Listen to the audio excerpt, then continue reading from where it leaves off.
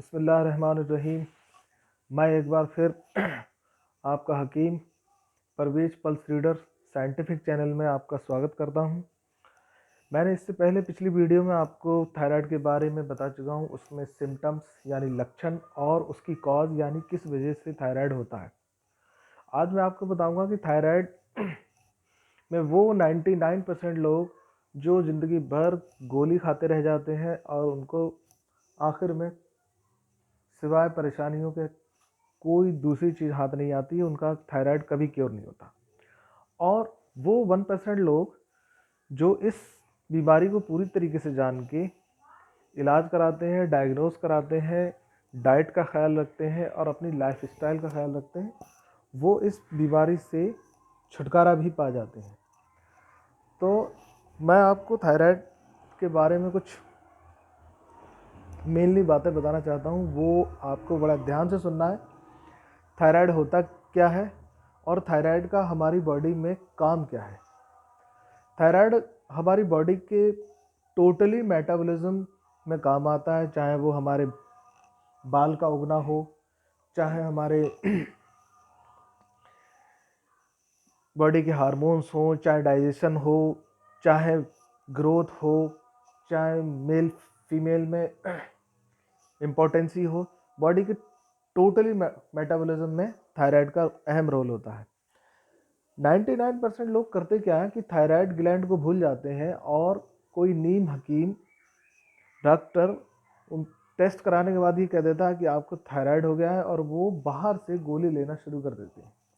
ये गोली होता क्या है कि थायराइड ग्लैंड ने T3 T4 रसायन बनाना बंद कर दिए, क्योंकि वो ऑटोइम्यून डिजीज में चली गई, यानी वो अपने आप को ख़राब करने लगी, अपने आप को खाने लगी और थायराइड ग्लैंड अब रिलीज नहीं कर रही है लिवोथायरक्सिन और लायो क्यों थायो हाँ थायोनाइन।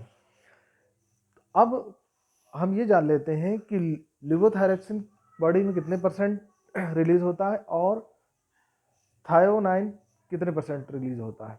मैंने बोर्ड पे लिखा भी है 95% थायोनाइन रिलीज होता है और T3 जिसे लिवोथायरक्सिन हार्मोन्स कहते हैं वो 5% रिलीज होता है। ये दोनों रसायन लीवर में जाते हैं और लीवर इनको कन्वर्ट करता है, चेंज करता है। वो कैसे?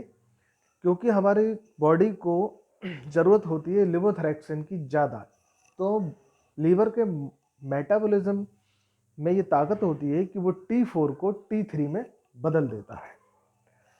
हम सब लोग जानते हैं कि थायराइड का हमारी बॉडी पर बहुत बुरा असर होता है, जिसमें वेट बढ़ना, नींद संबंधी समस्याएं होना, बॉडी का मेटाबॉलिज्म खराब होना, स्ट्रेस होना, बालों का झड़ना, लेडीज़ में पीरियड कम या ज़्यादा होना, या उन्हें इम्पोर्टेंसी की शिकायत होना या बांझपन की शिकायत भी इससे रिलेटेड।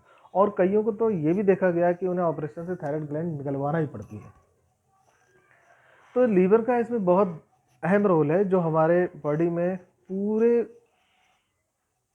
जिस्म का मेटाबॉलिज्म नियंत्रित करता है, कंट्रोल करता है। तो हमें ये देखना है कि लीवर हमारा ठीक है या नहीं है। तो हमें कैसे पता लगेगा कि हमें थायराइड हो गया और हम पर डे गोली खा रहे हैं? हमारे डॉक्टर ने ये बताया कि आपको कंटिन्यूस, अब जब तक आपको इस धरती पर रहना है, आपको थायराइड की गोली खाना है। लेकिन मेरे भाई, ये इलाज नहीं है, धोखा है अपने साथ भी और अंग्रेजी का फ्रॉड है। ये आपको समझना है, क्योंकि बीमारी जो है कहीं और है, इलाज कहीं और से होना है और आप सिर्फ गोली खा रहे हैं उसको पूरा करने के लिए। हमें थायराइड ग्लैंड को ठीक करना है तो लीवर ठीक करना पड़ेगा। लीवर जब ठीक हो जाएगा तो फिर थायराइड अपने आप ही क्योर हो जाएगा। तो हमें कैसे पता लगेगा कि हमारा लीवर ख़राब है, वो मैं आपको कुछ बताता हूँ।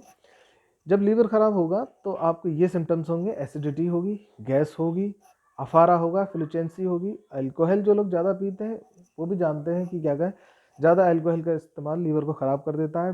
जिस्म में, बॉडी में विटामिन बी की कमी होना, डाइट का ठीक तरीके से ना लेना, बार बार खाना, स्ट्रेस का होना, और उन लोगों में जो काफ़ी दिनों पहले उन्हें हेपेटाइटिस बी या सी हो रखा था, तो वो इसको क्योर कराने के बाद भी ये थायराइड की समस्या उन लोगों में भी आ जाती है। लीवर का फैटी होना, उसका साइज बढ़ना, ईएसआर का बढ़ा हुआ होना, एएलटी का बढ़ा हुआ होना, एएसटी का बढ़ा हुआ होना। तो ये तमाम चीज़ें आपको देखनी पड़ेंगी, डायग्नोस कराना पड़ेगा कि कहीं ऐसा तो नहीं है हमारे साथ, वरना यूं ही अंधाधुंध गोली खाते चले जा रहे हैं और नतीजा कुछ भी हासिल नहीं है और डॉक्टर कह देता है कि आपको लगातार गोली खाना है। तो ये इलाज नहीं मेरे भाई, इसको ध्यान में रखना है। मैं आपका हकीम एक बार फिर से स्वागत करता हूँ। अगर ये नॉलेज आपको अच्छी लगी हो तो मेरे चैनल को सब्सक्राइब भी ज़रूर करिएगा और लाइक भी करिएगा, शेयर भी करिएगा। मैं आपको इसका होम रेमेडी इलाज बताऊंगा और वो दवा आपको पता ही लग जाएगी आखिर में, बस आपको बात को पूरी तरीके से समझना है। तो अब बात करते हैं इसका परमानेंट ट्रीटमेंट। वो कैसे होगा? परमानेंट ट्रीटमेंट ऐसे होगा जब हम वीट ग्रास का जूस सही तरीके से किसी के डायरेक्शन में इस्तेमाल करेंगे। और वेजिटेबल का इस्तेमाल कैसे होगा ये आपको देखना है, सीखना है, वो मैं आपको बताऊंगा। तो वीट ग्रास में विटामिन बी भी होता है जो थायराइड ग्लैंड को रिपेयर भी करता है, रीजनरेट भी करता है। और वीट ग्रास की एक खास बात होती है कि लीवर को डिटॉक्सिफाई करता है।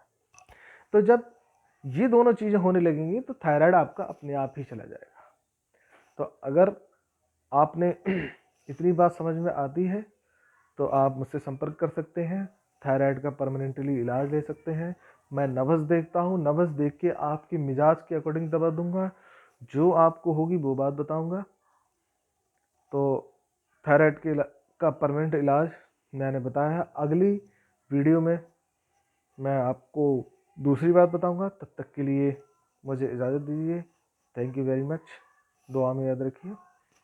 Thank you very much.